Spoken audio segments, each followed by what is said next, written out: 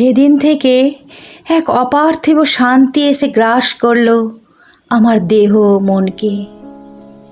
সেদিন থেকে সোনালি গোধূলির শান্ত নিবিড় নিস্তব্ধতার মতো এক স্বর্গীয় প্রশান্তি এসে ঘিরে ধরল চারপাশ থেকে।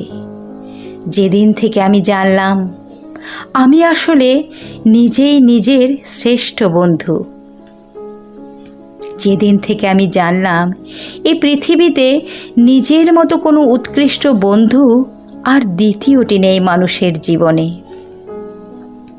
যেদিন থেকে আমি জানলাম আমি আসলে নিজেই নিজের সর্বোৎকৃষ্ট বন্ধু, সেদিন থেকে আমার সব দুঃখ উবে গেল বিস্তীর্ণ আকাশে। আমার একাকিত্ব বোধ, ব্যথা, বেদনা, ম্লান হাহাকার সব কিছু নীলীন হয়ে মিলিয়ে গেল অদৃশ্য বাতাসে। আমি ধীরে ধীরে এক ভিন্ন তুমুল আনন্দোচ্ছল এক রহস্যময় মানুষে পরিণত হলাম। আমি এখন সমস্ত দিন আপন মনে কথা বলে চলি আমার ভিতরে অন্তর্নীল সেই নিবিড় বন্ধুটির সাথে। তার সাথে আপন মনের গহীনের সব দুঃখ, ব্যথা, বেদনা, সুখ ভাগ করে নিই। তার সাথে এমন নিবিড়ভাবে মোহাচ্ছন্ন হয়ে থাকি যেন বাহিরের কেউ কখনো কষ্ট দিতে পারে না আমাকে। পৃথিবীর তাবৎ মহাযজ্ঞ সব কিছু চলছে একদিকে, আর আমি এই সব কিছু থেকে দূরে সরে সারাক্ষণ বুঁদ হয়ে থাকি আমার নিজের গড়া আপন ভুবনে। আমার শরীর জুড়ে শুধু দুঃখ আর দুঃখ, কিন্তু বিশ্বাস করো আমি দুঃখী নই।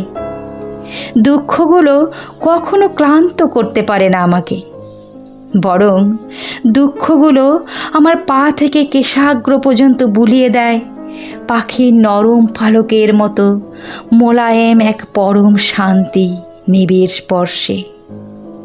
কারণ আমার মনের গহীনের নিবিড় বন্ধুটির সাথে আমি অনবরত দুঃখগুলো ভাগ করে চলি, আর তা থেকে বের করে আনি আনন্দের স্বচ্ছ টলটলে স্নিগ্ধ ঝর্ণাধারা, শিশুর মতো আকাশ মাতানো উল্লাস করে। সেই স্বচ্ছ টলটলে ঝর্ণাধারা শব্দের শীতল বৃষ্টি হয়ে ঝরে পড়ে আমার অজস্র কবিতার মায়াবী বিস্তীর্ণ জমিনে। এই পৃথিবীতে প্রতিটি মানুষই একা। জীবনের নানা চরাচরে এসে আমি একসময় এই সত্যকেই অনুধাবন করেছি।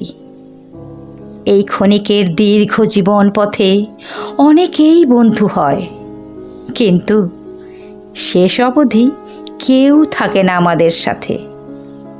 শেষের পথে এসে আমরা প্রত্যেকেই হয়ে যাই সেই একা।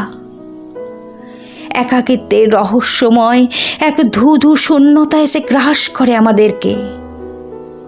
এই একাকিত্বের ধূধু শূন্যতা থেকে পরিত্রাণ পাওয়ার একটিমাত্র উপায়ই আছে এই পৃথিবীতে, আর তা হচ্ছে নিজেই নিজের সর্বোৎকৃষ্ট বন্ধু হওয়া। একবার নিজেই নিজের বন্ধু হয়ে যেতে পারলে কাউকে হারানোর ভয় তখন আর থাকে না, কষ্ট পাওয়ার ভয় থাকে না। তখন এক অন্তহীন মধুর স্বর্গীয় শান্তি এসে ধরা দেয় আমাদের সর্বাঙ্গে।